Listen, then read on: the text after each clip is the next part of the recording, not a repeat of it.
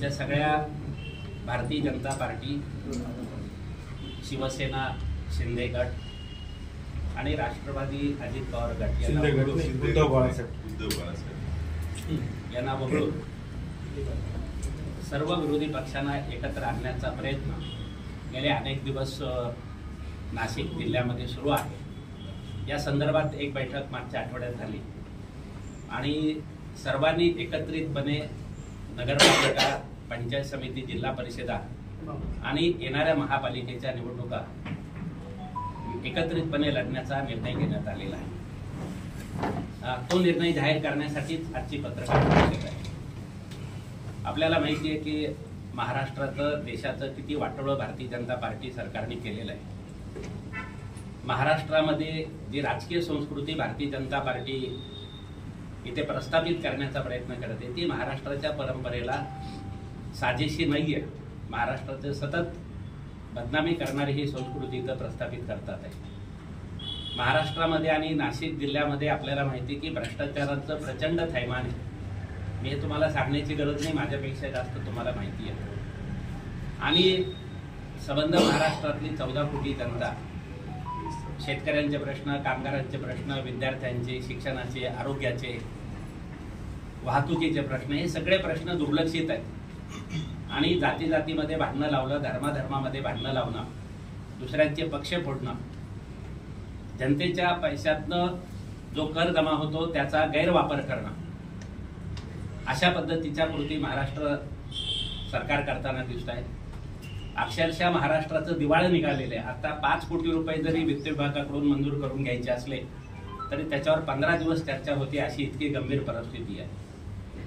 आणि म्हणून महाराष्ट्रामध्ये येत्या स्थानिक स्वराज्य संस्थांच्या निवडणुकामध्ये तथाकथित महायुतीचा पराभव करण्याचा निर्धार महाविकास आघाडी, मनसे, कम्युनिस्ट पक्ष आणि इतर जे काही या धोरणाच्या विरोधातल्या जेवढ्या शक्ती, व्यक्ती, संस्था, संघटना, या सगळ्यांना एकत्र घेऊन आम्ही हा निर्धार केलेला आहे।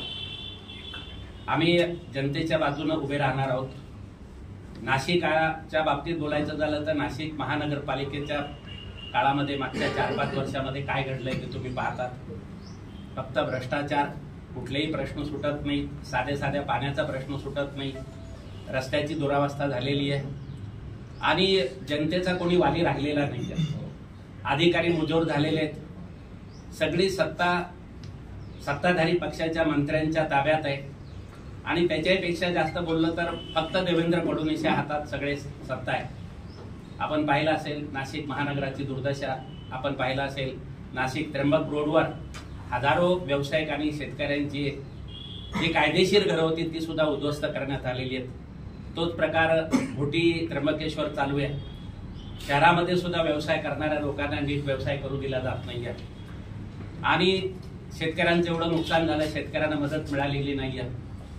हे सगळे अनेक प्रश्न आहेत। हे प्रश्न घेऊन, जनतेचे प्रश्न घेऊन आम्ही रणांगणात उतरणार आहोत। महायुतीला उघडं नागडं करणार आहोत आणि जनतेला व्यापक प्रश्न जे आहे, संविधानाचं संरक्षण आहे, लोकशाहीचं संरक्षण आहे, विरोधी पक्ष नेस्तनाबूत करण्याचं कारस्थान आहे, हे सगळे मुद्दे घेऊन जनतेपर्यंत जाऊन जनतेला बरोबर घेऊन यांचा पराभव करण्याचा निर्णय आम्ही घेतलेला आहे। आम्हाला खात्री आहे की जो अनुभव जनता महायुतीचा घेत आहे त्याच्याबद्दल प्रचंड असंतोष जनतेमध्ये आहे आणि या स्थानिक स्वराज्य संस्था निवडणुकीमध्ये निश्चितपणे तो व्यक्त होईल। अजून 2 गोष्टी आम्ही मागणी करतो की ज्या मतदार याद्या आहेत त्या प्रचंड दोष आहेत त्याच्यामध्ये। मनसे आणि इतर पक्षांनी दुबार नावांची यादी निवडणूक आयोगाकडे दिलेली आहे। बाहेरच्या जिल्ह्यातले, बाहेरच्या राज्यातले हजारो नावं नाशिक महानगराच्या आणि नाशिक जिल्ह्यामध्ये नोंदलेली आहेत। ती यादी 100% दुरुस्त झाली पाहिजे ही आमची मागणी आहे आणि त्याचबरोबर आमची आग्रही मागणी आहे की मतपत्रिकेवर मतदान झालं पाहिजे। लोकांचा ईव्हीएम वर विश्वास नाही आहे। सत्ताधारी पक्ष फक्त निवडणुका मॅनिप्युलेट करण्यासाठी मतदार यादीचा वापर करत आहे आणि त्याचबरोबर ईव्हीएमचा वापर करत आहे, हे आमचा रास्त असा आक्षेप आहे।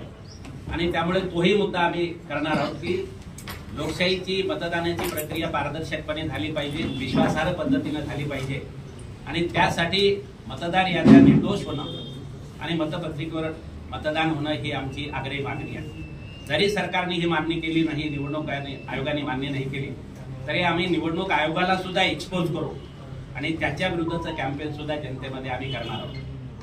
तर एक मोठी विरोधी शक्ती आम्ही एकत्र करत आहोत. ज्या व्यक्ती, संस्था, संघटना, पक्ष भारतीय जनता पार्टीच्या नेतृत्वाखालच्या जनता विरोधी, देशविरोधी आणि संबंध महाराष्ट्राचं वाटोळं करणाऱ्या धोरणाच्या विरोधात त्यांनी सगळ्यांनी एकत्र यावं असं आवाहन आजच्या पत्रकार परिषदेच्या माध्यमातून आम्ही करत आहोत. आपल्या महाविकास आघाडी आणि महागठबंधनचे सगळे सर्व शीर्ष नेते इथं उपस्थित आहेत. ते निश्चितपणे या संदर्भातली भूमिका मांडतील. डॉक्टर